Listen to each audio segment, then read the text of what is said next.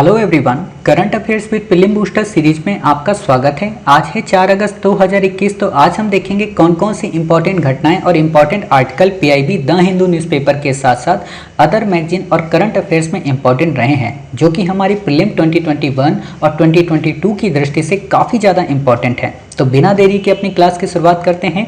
चलिए शुरू करते हैं। जैसा कि आप देख रहे हैं आज है 4 अगस्त 2021। तो आज देखेंगे पीआईबी के साथ साथ हिंदू के अलावा अदर मैगजीन में कौन कौन से आर्टिकल इंपॉर्टेंट हैं। आज का जो हमारा पहला आर्टिकल है वो है जस्पे, अप स्टॉक्स और मोबीक्विक क्या है। सिंपल सा आपसे क्वेश्चन पूछेगा, हाल ही में चर्चा में रहा जस्पे, अप स्टॉक, मोबीक्विक, ठीक है, ये क्या है। ये एक तरीके के साइबर हमले हैं। वास्तव में आपको पता होना चाहिए कि इंडिया का जो बैलेंस ऑफ पेमेंट का सिस्टम है, या कहें कि इंडिया का जो भुगतान का मैकेनिज्म है, उस भुगतान के मैकेनिज्म के डाटा को छीनने का, या कहें डाटा में सेंध मारने की कोशिश की गई थी आज से कुछ वर्ष पहले। तो अभी हाल ही में क्या हुआ कि इंडियन जो आरबीआई हमारी जो सेंट्रल बैंक है, उसने अपने डाटा भुगतान के जो डेटा जो है जितने भी भुगतान ग्राहकों का, उसको सिक्योर करने के कई सारे स्टेप उठाए। तो ये वास्तव में चर्चा में थे। तो आपको पता है कि यूपीएससी ऐसी ही चीज़ों को बहुत तेज़ी से पूछती है कि ये क्या है, तो आप बता देना कि साहब ये तीनों के तीनों क्या हैं, साइबर हमले हैं। क्लियर, इससे ज़्यादा आपसे क्वेश्चन नहीं पूछेगा। अब बात आती है एमपी लेट्स के बारे में। एमपी लेट्स पे यूपीएससी ने ऑलरेडी 2020 में क्वेश्चन पूछ लिया है, आपसे नहीं पूछेगा, लेकिन मे बी आपको ये इसलिए याद रखना है एमपी लेट्स स्कीम को, क्योंकि एमपी लेट्स के ही समान एक और स्कीम है सांसद आदर्श ग्राम योजना, ठीक है। तो कहीं आप उसमें कंफ्यूज ना हो जाएं, क्योंकि हमने ऑलरेडी आपको सांसद आदर्श ग्राम योजना कवर करा ही दी है अपने पिछले पार्ट्स में, मतलब पिछले महीने के करंट में। अगर फिर से कहीं चर्चा में आएगा तो फिर से कवर कराएंगे, तो इसलिए क्वेश्चन पूछा जा सकता है। तो इसको भी आपको पता होना चाहिए। मान लीजिए आपसे क्वेश्चन पूछ दे इंटरव्यू में कि एमपी लेट्स और सांसद आदर्श ग्राम में क्या डिफरेंस है ना, तो इतना तो पता होना चाहिए। तो ध्यान रखिए कि जो एमपी लेट स्कीम है वो केंद्रीय क्षेत्रक है। केंद्रीय क्षेत्रक का मतलब क्या होता है कि ये केवल और केवल केंद्र सरकार के फंड द्वारा संचालित होती है। इसमें राज्य कोई हिस्सेदारी नहीं करते, अर्थात ये सेंट्रल सेक्टर स्कीम है। सेंट्रली स्पॉन्सर्ड या केंद्र प्रायोजित क्या होती है, उसमें सेंट्रल और स्टेट दोनों मिलकर काम करते हैं। समझ गए, कई बार आपको बताया है। उम्मीद है कि आपको ये चीज़ें रट गई होंगी। अगला है हमारा कि 1993 में इसकी शुरुआत हुई थी, है ना। आपको पता चलना चाहिए कि हाँ अभी तो नहीं हुई थी, लेकिन 1993 में हुई थी। और आपको पता है कि सांसद आदर्श ग्राम योजना 2014 के बाद से, ठीक है। मंत्रालय सांख्यिकी एवं कार्यान्वयन के अंतर्गत मंत्रालय सांख्यिकी एवं कार्यक्रम कार्यान्वयन के अंतर्गत इसे संपादित किया जाता है। आपसे क्वेश्चन दे देगा कि ये मिनिस्ट्री ऑफ हेल्थ के अंतर्गत आती है, मिनिस्ट्री ऑफ सोशल जस्टिस के अंतर्गत आती है, या मिनिस्ट्री ऑफ रूरल के अंतर्गत आती है, तो बिल्कुल भी नहीं। पहले आती थी, अब नहीं आती है, ठीक है। खास बात क्या है कि इसमें लोकसभा सांसद को 5 करोड़ रुपए मिलते हैं और वो जिला प्राधिकरण परियोजनाओं में अपने परसीमन से काम करते हैं। मतलब जो उनका परसीमन का क्षेत्र होता है, जो उनकी कॉन्स्टिट्यूंसी होती है, उस कॉन्स्टिट्यूंसी के अंतर्गत वो डेवलपमेंट के कार्य को संपादित करते हैं। राज्यसभा का जो सांसद होता है उसके लिए भी ये होता है कि वो जहाँ से, जिस जगह से राज्यसभा का सांसद बना है, उस क्षेत्र में अपने यहाँ डेवलपमेंट काम करे इन 5 करोड़ रुपए के साथ में। लेकिन जो नॉमिनेटेड पर्सन होते हैं, ठीक है, वो पूरे देश में कहीं पे भी अपना ये पैसा इन्वेस्ट कर सकते हैं, वहाँ पे डेवलपमेंट ला सकते हैं। कमेंट बॉक्स में आप हमें ये बताना कि ये जो तीनों क्राइटेरिया हैं, क्या ऐसे ही क्राइटेरिया सांसद आदर्श ग्राम योजना में भी थे। जिन बच्चों ने पढ़ा है, जिन्होंने नहीं पढ़ा उनकी कोई बात नहीं, ठीक है। और अगर जिन्होंने नहीं पढ़ा है उनको अगर पता है तो भी बता सकते हैं, ठीक है। प्रमुख प्रशासनिक सुधार कौन से हुए, ये आपसे क्वेश्चन प्रीलिम में तो नहीं पूछेगा, बट आपसे इंटरव्यू में क्वेश्चन पूछ सकता है कि क्या आप हमें बता सकते हैं कि भारत सरकार ने सिविल सेवकों को बेहतरीन से और बेहतरीन बनाने के लिए या श्रेष्ठ से सर्वश्रेष्ठ बनाने के लिए कौन कौन से इनिशिएटिव ले रखे हैं। तो आप बता देना क्रम वाइज कि साहब इतने सारे प्रोग्राम आ चुके हैं, चाहे वो मिशन कर्मयोगी हो। आपको पता है मिशन कर्मयोगी भारत सरकार का श्री IAS अकेडमी उसी से इंस्पायर्ड है, ठीक है। ई समीक्षा हो, लेटरल एंट्री हो, ई ऑफिस हो, सिटीजन चार्टर हो, ये सब के सब सिविल सेवकों को बेस्ट से और बेस्ट बनाने की कोशिश करते हैं। चाहे सुशासन सूचकांक हो, ई गवर्नेंस पर राष्ट्रीय सम्मेलन हो, गवर्नेंस यहाँ लिखना है, ठीक है। केंद्रीय लोक शिकायत निवारण और निगरानी प्रणाली तंत्र हो, ये सब के सब क्या करते हैं, सिविल सेवकों को स्ट्रॉन्ग करते हैं। और सबसे इंपॉर्टेंट है प्रशासनिक सुधार आयोग की रिपोर्ट। आप पढ़ते हो ना, द्वितीय प्रशासनिक सुधार आयोग, सेकेंड ARC रिपोर्ट, तो वही बात है। तो ये सारे इनिशिएटिव किए गए, क्यों? क्योंकि भारत सरकार इस समय न्यूनतम सरकार और अधिकतम शासन पर कृत संकल्पित है। तो इंडिपेंडेंट रूप से आपसे क्वेश्चन पूछा जाएगा, आपको पता होना चाहिए। अगला आर्टिकल है फरजाद बीफ गैस फील्ड, ये कहाँ पे, ईरान में, ठीक है। तो ईरान की लोकेशन इंपॉर्टेंट है, फरजाद बी गैस इंपॉर्टेंट नहीं है। क्यों नहीं इंपॉर्टेंट है? क्योंकि ये वास्तव में भारत की जो ONGC विदेश लिमिटेड है, तो उसने इस निक्षेप को खोजा था कि यहाँ पे गैस के रिसोर्सेज मिल सकते हैं। ईरान ने क्या किया कि जब खोजा इसने, ठीक है, ध्यान देना, वही वाला कल जो हमने आपको पढ़ाया था, क्या पढ़ाया था आपको, व्हाइट कॉलर क्राइम। तो खोजा इसने सारे रिसोर्सेज लगाए। इन्होंने क्या किया, ईरान ने बोला तुमने नहीं खोजा, ये ना मेरी पड़ोस की कंपनी ने खोजा है, और उसको इन्होंने खनन का अधिकार दे दिया। समझ गए, मतलब एक तरीके की धोखाधड़ी भारतीयों के साथ में की। तो वही बात है, भारतीयों का कुछ नहीं जाएगा बेटा, ईरान आप ही का जाएगा जो जाना होगा, ठीक है। तो एक बार देख लेते हैं मैप में। तो ये है हमारा प्यारा भारत, यानी कि प्यारा अफ्रीका, ठीक है। ये है हमारा ईरान, ठीक है। ये ईरान की लोकेशन है, आपको अच्छे से पता है। यहाँ पर्सियन गल्फ है, यहाँ गल्फ ऑफ ओमान है, और यहाँ पे क्या है बताइए, स्टेट ऑफ हार्मूज है। यहीं पे हमारा इस जगह पे चाबहार पोर्ट है, और इसके बगल में पाकिस्तान में ग्वादर पोर्ट है, ठीक है।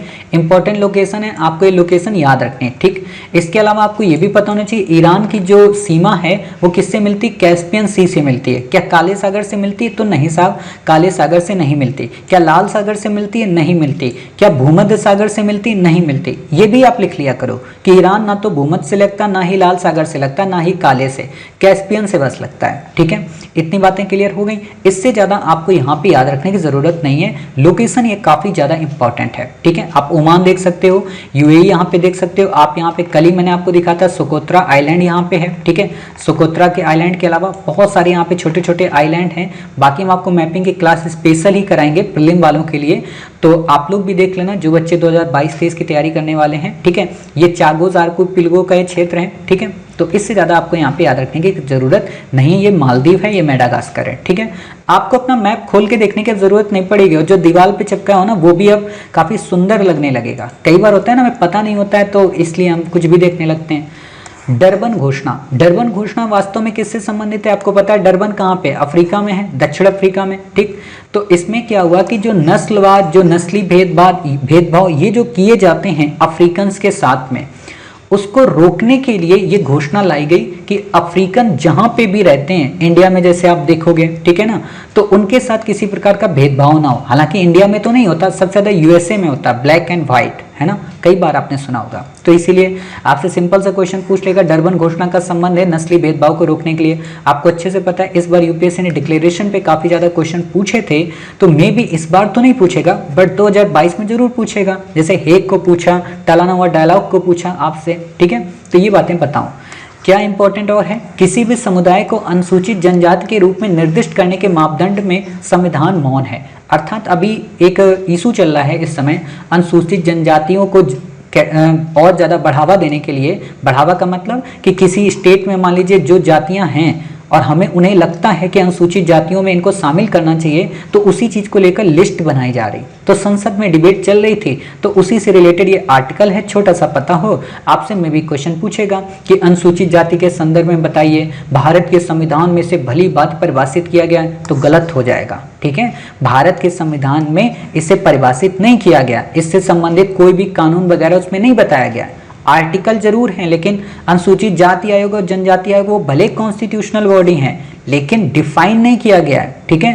राष्ट्रपति व संसद संविधान संशोधन के माध्यम से किसी भी जाति को अनुसूचित जनजाति डिक्लेयर करते हैं और उसके पैमाने बनाते हैं, ठीक है। एक और खास बात कि जरूरी नहीं है कि जिस पर्सन को अनुसूचित जनजाति के अंतर्गत शामिल किया जाए वो हर एक राज्य में उसी मापदंड के अनुरूप हो। मतलब कि अगर वो यहाँ पे अनुसूचित जनजाति है, हो सकता है दूसरे वाले क्षेत्र में वो अनुसूचित जाति के रूप में गिना जाए। क्लियर? तो ये बातें आप समझ गए, इससे ज़्यादा आपको नहीं याद रखना है।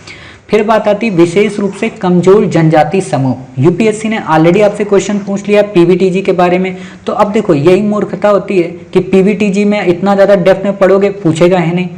अब क्या क्वेश्चन पूछेगा, ये तो पूछ लिया कि 75 थी कितनी थी। अब जो क्वेश्चन पूछेगा थोड़ा एक कदम नीचे जाएगा और मे भी हो सकता है आपसे इसी बार क्वेश्चन पूछ ले, और या तो आपसे 2022 में जरूर पूछेगा। क्या क्वेश्चन पूछेगा कि किसी भी ट्राइब को पीवीटीजी का क्राइटेरिया देने के लिए कौन कौन से मापदंड को ध्यान में रखना पड़ता है। तो ये 4 मापदंड हैं, आपको दे देगा केवल 1, केवल 2, केवल 3, केवल 4, तो आप कहोगे साहब चारों। कौन कौन से?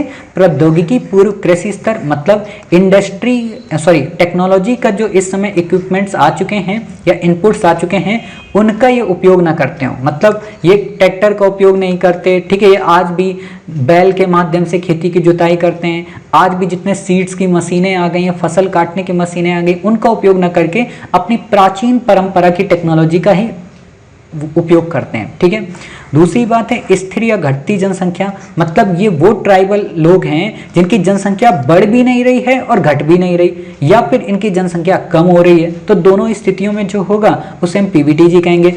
अत्यंत कम साक्षरता, मतलब एजुकेशन के प्रति इनका लगाव नहीं है या ये मॉडर्न एजुकेशन सीखना नहीं चाहते। अब इसी से लिंक कर लो अगर ऐसा ही ऑप्शन आ जाए, ठीक। जब एजुकेशन इनके पास होगी नहीं तो इनकी जनसंख्या स्थिर बनी रहेगी, ठीक है, कम भी होने लगेगी क्योंकि अवेयरनेस नहीं होगी, और साथ ही टेक्नोलॉजी के प्रति ये इतने सहज नहीं हो पाएंगे। समझ रहे हो ना? तो ऐसे थिंकिंग वाले क्वेश्चन यूपीएससी बहुत पूछती है, तो इसलिए पता होना चाहिए। अर्थव्यवस्था का निर्वाह स्तर, मतलब इनकी जो इकोनॉमी होगी वो बिल्कुल ऐसी होगी, आज बनाया कल खा लिया, कल का फिर देखेंगे, फिर जाएंगे जंगल में, फिर कोई ना कोई उपज हुई होगी तो उसे ले आएंगे। मतलब स्टोरेज सिस्टम नहीं है कि हम उसको बेचेंगे, ट्राइफेड को देंगे कि बाबूजी जाओ बेच के आओ पूरे भारतवर्ष में, ऐसा नहीं है, ठीक है। अगला आर्टिकल है न्यायाधिकरण। ऑलरेडी हम आपको जब पॉलिटी पढ़ाते हैं तो वहाँ पे हम आपको क्या पढ़ाते हैं? ट्रिब्यूनल्स के बारे में, ठीक है। तो वहाँ पे आपको इंडियन पॉलिटी में इतना कुछ नहीं दिया होता है, बट ये पीआईबी में आर्टिकल आया तो इसलिए काफ़ी इंपॉर्टेंट हो जाता है। क्या? पहला तो क्वेश्चन पूछेगा कि ट्रिब्यूनल्स का जो प्रोविजंस हैं क्या कॉन्स्टिट्यूशन में हैं? तो नहीं साहब, मूल संविधान में नहीं थे, लेकिन अब इनको शामिल कर लिया गया। तो आपसे क्वेश्चन अगर पूछे कि मूल संविधान में इनका प्रोविजन है, तो नहीं था, ठीक है। ये एक अर्ध न्यायिक निकाय है। अर्ध न्यायिक का मतलब quasi judicial body. Quasi judicial का मतलब ये पूरी तरह से न्याय नहीं दे पाते। आपने देखा होगा ट्रिब्यूनल का एक लिमिटेड होता है ना, कि आपके पास केवल इतने ही राइट हैं, खासतौर पर सिविल राइट। आप क्रिमिनल राइट नहीं दे सकते हो कि हाँ कोई अपराधी है तो उसके लिए ट्रिब्यूनल का गठन कर दो, ऐसा नहीं होता है, ठीक है। विशेष पावर विशेष विषय के संदर्भ में उनको पावर दी जाती है, ठीक है। विषय विशेष क्षेत्र होते हैं जैसे प्रशासनिक, टैक्स संबंधी, उनको सुलझाना। आपने हमेशा देखा होगा जैसे लोक अदालतें होती है ना, बिल्कुल वैसा ही, ठीक।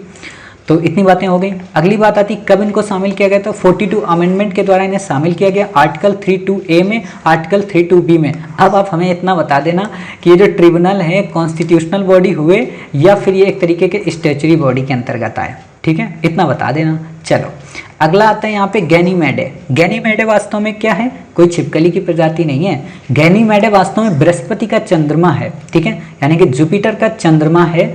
और आपको पता होना चाहिए कि इस समय, पहले क्या ये दिमाग में चलता था कि जुपिटर के ही सबसे ज़्यादा चंद्रमा है, लेकिन अभी जब रिसर्च हुई थी लास्ट ईयर में तो उसमें ये पता चला कि इस समय जो जुपिटर के चंद्रमा 75 से ज़्यादा है। बीबीसी की रिपोर्ट कहती है कि इस समय 79 है, तो हम बीबीसी को ही मानेंगे, ठीक है।